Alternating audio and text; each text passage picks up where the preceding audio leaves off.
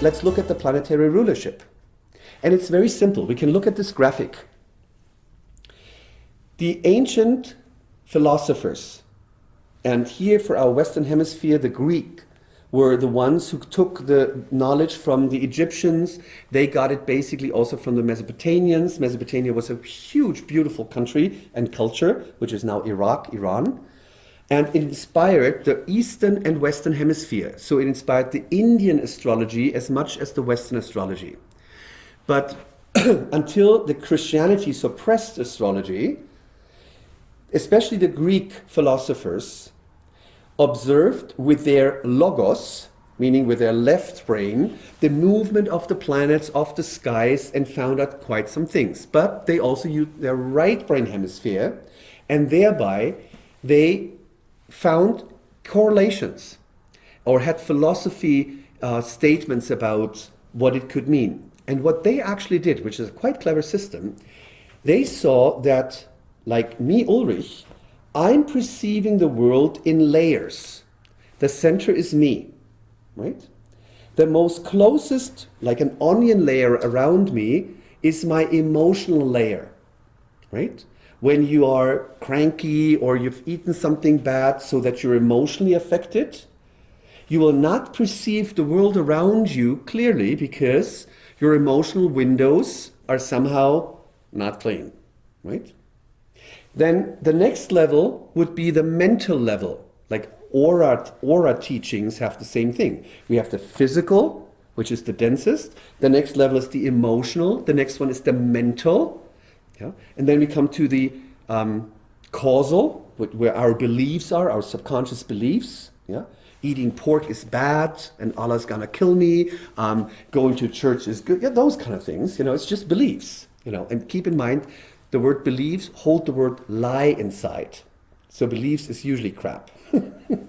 So anyway, they believed that they didn't come from the personal point of view, but from the worldly point of view. That our planet Earth is embedded in layers of the planetary spheres. Planetary spheres. And they said, of course, the first important thing is the sun and the moon, which aren't planets, which are lights. The sun being the very basis because it gives life, it is a yang energy. Energy goes out from the center, right? And the sun shines on everyone the same way, no matter if he's a criminal or if he's a president. The other light is the moon. The moon is purely receptive. It does not have light itself, but it receives the light from the yang planet and reflects it onto the planet. So these two lights were the very basis for the ancient philosophers. And what I'm explaining right now is the so-called Ptolemaic planetary rulership system. We will see that on the graphic. They used the sun, which is this radiant, magnificent, regal planet, right? And there's only one sign that the sun could be ruler of, and that is, of course, the Leo. So they said, okay, sun must be the ruler of Leo. And the moon, the other light, which needs about 27, 28 days to circle through the whole zodiac, right? Which is 1 month, moon, month. Yeah? In Turkish, the word moon and month is the same, ay. Yeah? That's where we come from. And the moon is clearly a very feminine planet, or even better, a motherly one. Because like a woman, it can be very slim and young. It can be very pregnant, right? And because it goes through the signs quite quickly, in 27, 28 days through the zodiac, the Latin word, well, in the English translation is it's moon, and the word moody comes from there. Because if you have a Cancer, not astrological Cancer emphasis, that means you have important planets in there, then your ruler of your country, like your Mrs. Merkel, is traveling every other day, every second, third day, like 2.5 days needs to the sign. Like after 2.5 days, you pack suitcase and you go into a new country. After 2.5 days, you pack suitcase and you go into a new country. So you're quite constantly in an emotional up and down, which of course can make you moody, right? So basically the moon was seen as the ruler of Cancer, whereas the sun was seen as the ruler of Leo. These are the two lights which we find reflected in our physical eyes. In a man, the moon is the left eye, and the sun is the right eye. I should use another finger, I guess. And in a woman, it's the other way around. So a woman's moon eye is the right eye, and a woman's sun eye is the left eye. It's just interesting to know, because you might get to see something, when you're deeper into astrology. So what they did, like they have the moon and they have the sun as the very basis, as the rulers of Cancer and of Leo. Now the next planet that is very close to the sun, the closest planet, is Mercury. Mercury spins around the sun. It is so close to the sun that you can hardly get to see it. Like, you really have to be lucky to ever get to see Mercury, like visually in the sky, because it has to be like a half a minute either before sun rises, when you see the light of Mercury before the sun halo shines it away, or shortly after sunset. And that happens so rarely. Yeah. It is said that Galileo Galilei, was sad that he never got to see Mercury, with a clear eye. But that's probably a rumor. So Mercury is the next closest, i.e. Mercury, the god of communication in the Greek philosophy, but also, interestingly enough, of the thieves, of the traders, like merchandisers, of the sailors. Because they need to, when you go to a Turkish bazaar, and you want to buy something, you don't ask for the price and you buy it, right? That's very Western, very Anglo-Saxon. You say like, no. Then you get another price. Then you say, so you do the whole thing. That's very Mercury. Yeah?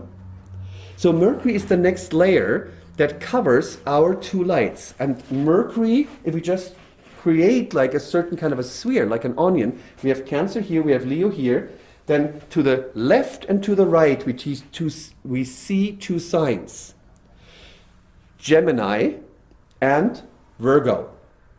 So that sphere, the next onion layer above Moon and Sun, is the Mercury sphere. And therefore Mercury is the ruler of, number one, Gemini, because that comes before, number two, Virgo. The next level, the next planet after the Sun, is the Venus. So the next level is basically we put the Venus in, have another onion layer, and we see to the left the sign of Taurus, which is the first one, and the second one, Libra. Then, in the order of like planets comes planet Earth. We skip that. The moon is already covered because the moon spins around the Earth. So the next planet would be Mars. Mars is the next level. And to the left, that would be Aries. And to the right, it would be Scorpio. So Mars is the ruler of Aries and also over Scorpio. The next level is Jupiter. Jupiter rules over Pisces and over Sagittarius. And the last planet that can be seen with our eyes, without like a telescope, is Saturn. So Saturn rules of Aquarius and Capricorn. That is the reason how the rulerships were made. And these are the traditional planetary rulers. Even though the trans-Saturnian planets were discovered in the meantime, meaning behind Saturn is Uranus, and I would recommend to always pronounce it in the British English way and not in the US American way, because there could be some misunderstandings. And then comes Neptune, and then there comes Pluto. And even though like astronomers have now kind of degraded Pluto to not be a planet anymore, in astrology we work with it.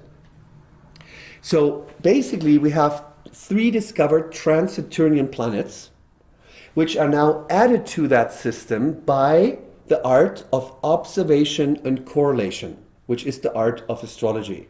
Observation and correlation. And the planet Uranus was found or to be seen to be the ruler of Aquarius. So Uranus rules Aquarius, but the old ruler Saturn is still in charge, right? Like Uranus in the Greek philosophy was the one who rebelled together with his brother Zeus against Kronos, the old boss. Yeah? And they chopped off his manhood, right, and started something new. So a lot of astrologers in the meantime, they think that Aquarius and Uranus is very rebellious, which in itself it is true, but because Saturn, i.e. the old Kronos, is still the old ruler of Aquarius, you might find a couple of like Aquarian archetypes that are very old-fashioned, conservative, kind of like, stiff and stern. You know? So that's why there's the old rulership still in place. The next planet, Neptune, was found to be the ruler of the ocean, and what could be better than like the last sign of the zodiac, or the invisible preparation for the beginning of a new cycle, which is Aries. So it is the sign of Pisces. So Pisces is ruled by Neptune in the meantime, but Jupiter is still the old ruler. And many astrologers tend to forget that, especially when they look at transits. Like, there are some Astro TV programs where you see some, want-to-be astrologers that predict things. And I mean, it's so obvious. You always look where is Jupiter coming up right now, and then they predict like, oh, great time is coming, expansion, all that. That is true, but it's not really true, because Jupiter, before Neptune was discovered, was and still is the ruler of Pisces, and that can be illusion, disappointment, deception, sadness, confusion, lots of other beautiful things.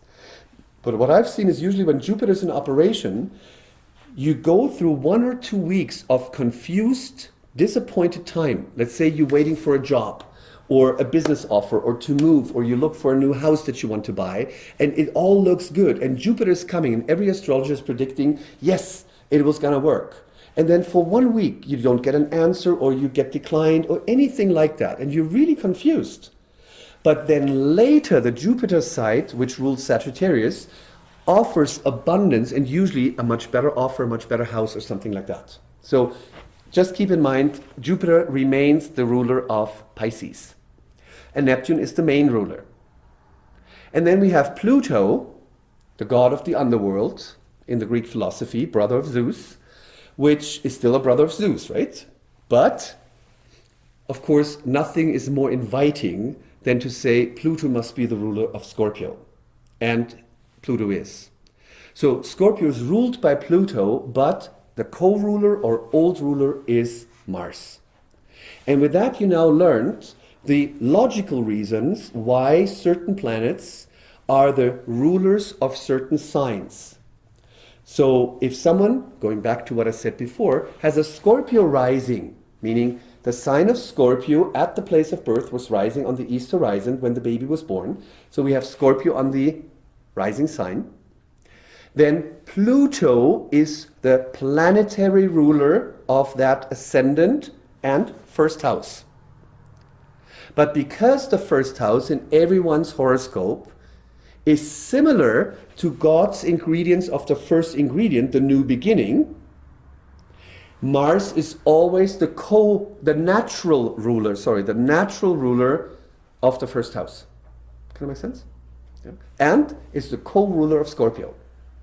So this would be the 3 levels. We have the divine ingredients which don't move.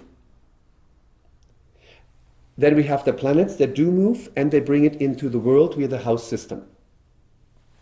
And that correlates very much with the Greek philosophy. They believe that there are 2 forces here on this planet of duality. We live in duality, right? Male, female, hot, cold, winter, summer, old, young, yada, yada.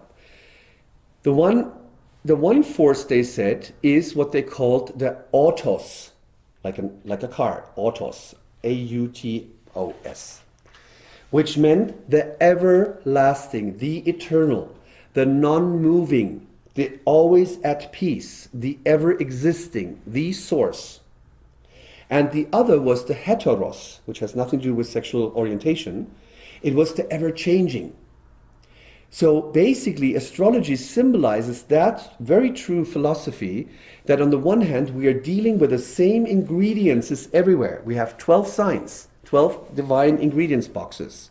But due to the planetary positions in any given chart and the rotation of the planet and therefore different houses, which brings those planets in different houses and signs, we do have individuality, duality.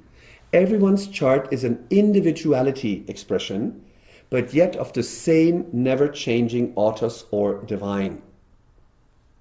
That's why astrology is so beautiful. Free your mind. Remember times without time.